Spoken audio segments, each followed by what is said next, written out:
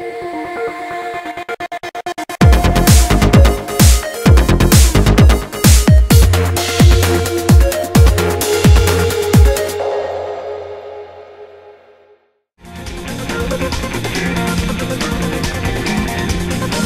Ji, welcome to Tele Tadka. नमस्कार, राम राम। घम्मा राम जी, मैं क्या बताऊँ, मेरे जो बच्चे हैं पता नहीं कहाँ कहाँ से, अभी वो क्रिसमस चल रहा है ना, हैप्पी न्यू ईयर, वो नए साल की बात है ना, तो वो कहीं पता नहीं कहीं किसी वो बॉस है ना उनके बड़े साहब, उन्होंने उनको कहीं वो केक दे दिया। तो आप तो जानते हैं केक में अंडा तो होता ही है ना। हे मारा राम जी, मारो धर्म भ्रष्ट कर दिया, हमारा छोरो है ना मोहित, वो लेकर आ गया छवि, और जो बाबा साहेब है उनको तो खाने की चीज़ दिखनी चाहिए, बस वो तो टाबर से भी टाबर हो जाते हैं, बाल सफ़ेद हो गए उनके, लेकिन अभी तक बुद्धि ना आई है। खाने को देखा कि बुद्धि काम करनी बंद करते हुए उनकी, ऐसी कुछ मचांड हमारे घर में चलता रहता है। वो तो रोज़ की बात हो गई हमारे लिए, कोई नई बात ना है।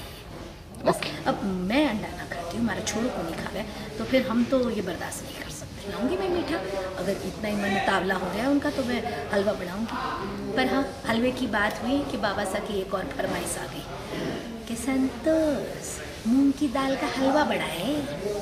उनको तो खाने के लिए, देखो खाना खिलाने में मैंने ऐतराज ना है, पर उनकी तबीयत ठीक ना रहे, इसलिए थोड़ा सोचती हूँ कि थोड़ा इंसान को थोड़ा कम खाना चाहिए ताकि तबीयत ख़राब ना हो। मेरे लिए सारी स्वीट्स बहुत फेवरेट होती हैं। हे मारा राम जी, मैं बहुत स्वीट खाती हूँ, इसलिए आपको खाने में दिखर के नजर आती हूँ। मेरी वीक पॉइंट है कि मुझे खाना खाने के बाद एक स्वीट डिश तो चाहिए। जैसे हमारे राजस्थान में गुड़ खाते हैं, तो कभी कुछ नहीं होती है स्वीट तो मैं गुड़ ज़रूर मांग लेती हूँ और गुड़ खा लेती हूँ, मतलब मुझे बहुत पसंद है। अभी जबकि मैं शूटिंग पर रहती हूँ तो खाने में उनको बहुत सारी प्रॉब्लम्स आती हैं। वो कहते हैं आज चाय कुछ अच्छी नहीं बनी, आज रोटी में कुछ बराबर मज़ा नहीं आया, आज सब्ज़ी में कुछ छौंक बराबर नहीं लगा। तो मैंने कहा देखो, इंसान को आदत डालनी चाहिए, जो भी सब्ज़ी बन रही है, जो भी रोटी बन रही है, प्यार से खिला रहे। बोले तूने आदत बिगाड़ जो दी है मेरी।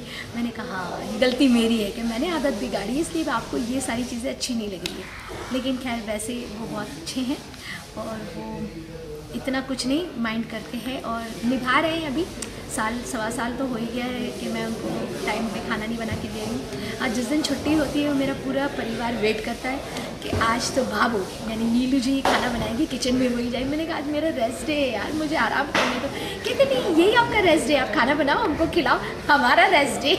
मैं मेंटेन नहीं कर रही हूँ, ये सब ऊपर वाला ही करवा रहा है, मुझे इतनी एनर्जी दे रहा है, मुझे इतनी हिम्मत दे रहा है। ये मेरे परिवार का एक सपोर्ट है जो इतनी हिम्मत मुझ में आई है, वरना 12 घंटे डेली सोप की एक्टिंग परफॉर्मेंस करने के बाद आपको फिर वापस रिहर्सल के लिए इतनी एनर्जी लानी है, एंड उसके बाद नेक्स्ट डे वापस अपने बच्चों को भी वैसे ही मेंटेन करके, अपनी फैमिली को भी मेंटेन करके वापस शूट पे वैसे ही फ्रेश आना है। तो ये सारी शक्ति मेरे परिवार की तरफ से मिलती है और मेरे फैंस की तरफ से मिलती है। जब वो मुझे मिलकर कहते हैं कि भाभो आप हमें बहुत अच्छी लगती हो, आप हमारे अडोरेबल हो, हम आपको बहुत पसंद करते हैं, मेरी माँ आपको बहुत पसंद करती है, कोई कहती है कि मेरी सास आपको बहुत पसंद करती है। ये जब सुनती हो ना तो जितनी मेरे में वीकनेस होती है वो सब एनर्जेटिक हो जाती है और मैं पता नहीं कहाँ से एनर्जी आ जाती है और मैं ये कर पाती हूँ। 2012 में क्योंकि जब स्टार्ट हुआ था ये और बहुत संघर्ष करना पड़ता था क्योंकि ये जो कैरेक्टर है भाभो वो मेरे नेचर से बहुत ही ऑपोजिट था। मैं चुप नहीं होती हूँ और भाभो जो है वो चुप रहती है। मैं हंसती बहुत ज़्यादा हूँ, भाभो हंसती नहीं। मैं इमोशनल इतनी जल्दी हो जाती हूँ, भाभो इमोशनल नहीं होती। तो बहुत सारी चीज़ें ऐसी थी कि मतलब मैंने कहा कि एक तो चीज़ ऐसी हो जो मेरे से मैच करती हो। कहते नहीं भाभो है नहीं ना ऐसी। भाभो पहले सबकी सुनती है, फिर सोचती नहीं। वो सोचती भी तो उसके फेस पे वो पता नहीं चलता कि वो क्या सोच रही है, ये आपको मेंटेन करना है। मैंने कहा ये तो बहुत डिफ़िकल्ट होता है कि एक आदमी अगर कुछ सोच रहा है तो उसके फेस पे आएगा कि अच्छा मुझे खाना खाना है, तो उसके फेस पे आ जाएगा कि अच्छा मुझे भूख लगी। नहीं, भाभो का पता नहीं चलेगा कि वो क्या करेगी, वो जो भी करेगी वो कहेगी तभी पता चलेगा लोगों को कि ये सोच रही थी।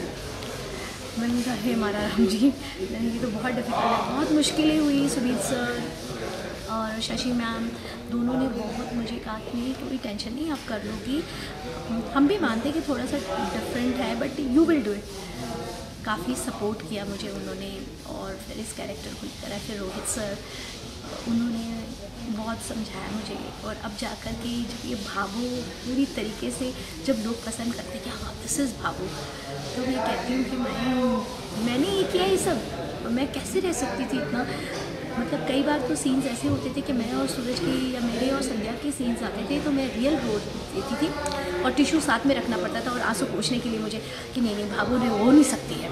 बट क्योंकि मैं फील करती थी कि नेचुरली एक लड़की किसी के घर में जिस पर ये सब बीतती होगी और अगर उसके ऑपोजिट में जो सास है अगर उससे ये पूछेगी तो उसका रिएक्शन क्या होगा। तो वो सारी चीज़ें जब मैं सोचती थी तो मेरे आंसू है ना कंट्रोल नहीं हो पाते थे और मैं बहुत ज़्यादा इमोशनल हो जाती थी। फिर मैं कहती थी नहीं मुझे नहीं होना है, मुझे नहीं होना है, मुझे उस कैरेक्टर को जीना है।